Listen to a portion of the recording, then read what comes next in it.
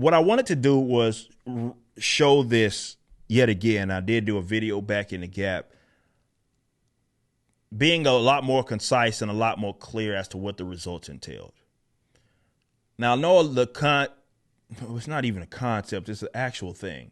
Natural immunity is something that is the topic of conversation when we discuss COVIDs. And oddly enough, there's a side of people who reject it in its entirety or actually want to suppress the idea that a person that has gotten something and recovered is in a better position than someone that's getting jabbed multiple times. Okay.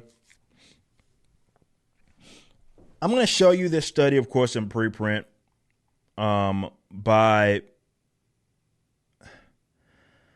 a bunch of experts that they tell us that we're supposed to be listening to. Okay.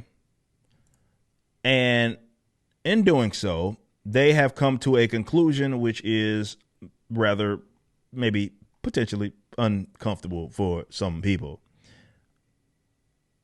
And here it is. Again, these are the experts. Now, this is reading, not the full text, going through and summarizing what basically happened. Abstract, of course. Just background. Reports of waning vaccine-induced immunity against COVID-19 have begun to surface.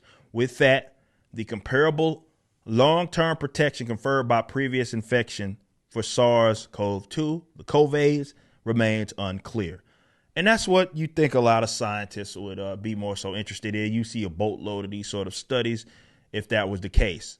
If they weren't bought and sold for the most part, you see a lot of this.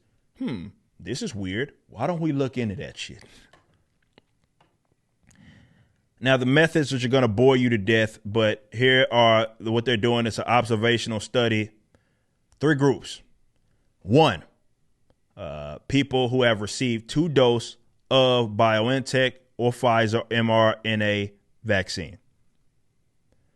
2, previously infected individuals who have not been vaccinated at all. And then 3, previously infected and single dose vaccinated individuals. Okay. So what we're looking at is comparing these groups, these 3 groups, and here are what I just mentioned, and they evaluated 4 different outcomes. You got the actual infection, so basically testing positive and having it, symptomatic disease, so having it and having some sort of symptomatic a symptom, like, whatever it is that you show that you actually have it. And then there is the people that, of course, have been hospitalized and the people that have died. So just as a quick recap, because I really want you to understand what this study said, you need to understand what the subjects were.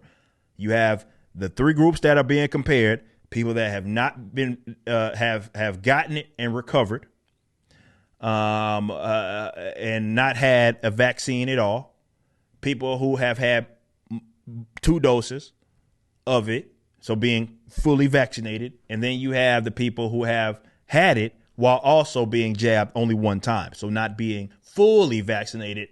Those are the comparisons. And the results. SARS-CoV vaccinees had 13.06-fold increase risk for breakthrough infection with the Delta variant compared to those previously infected. When the first event, infection or vaccination, occurred during January and February of 2021, the increased risk was significant, they say, for symptomatic disease as well. When allowing the infection to occur at any time before vaccination, evidence of waning natural immunity was demonstrated through SARS-CoV-2 vaccinees.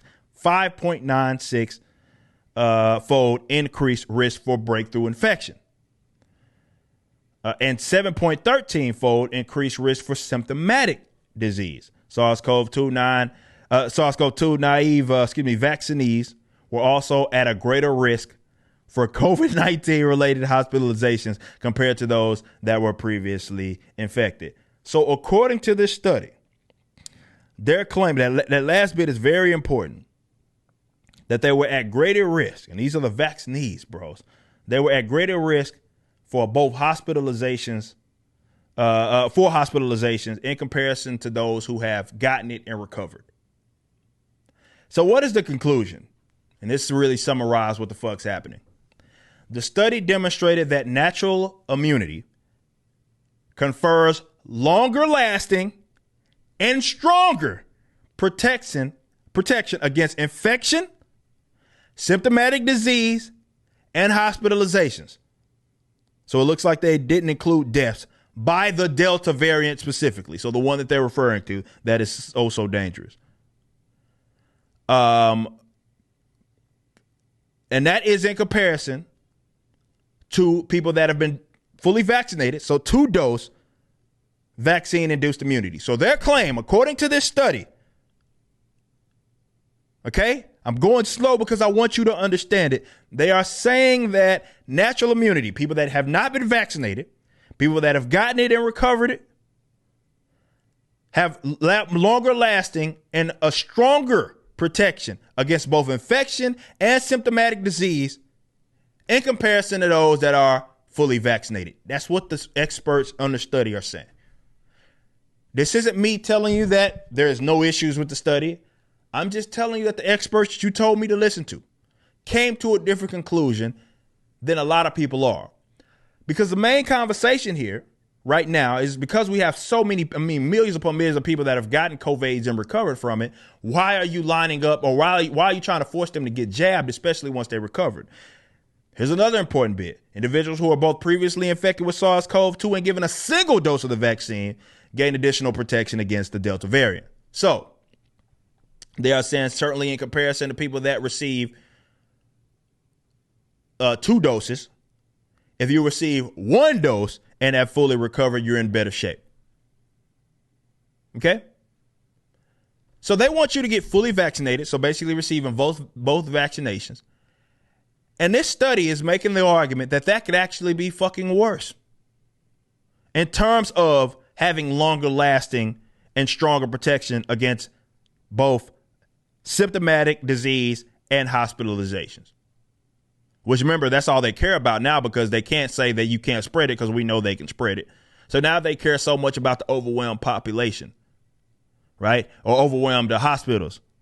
Well, the people that have gotten it and recovered are a lot less likely, according to this data that is compiled by these experts, are a lot more likely to not end up in the hospital in comparison to you who's been fully jabbed.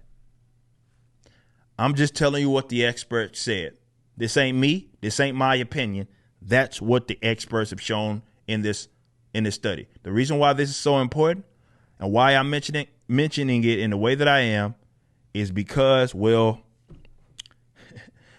a lot of people who say trust the science and trust the experts will like to think that studies like this don't exist. You just watched a clip from my podcast, For Canon's Sake.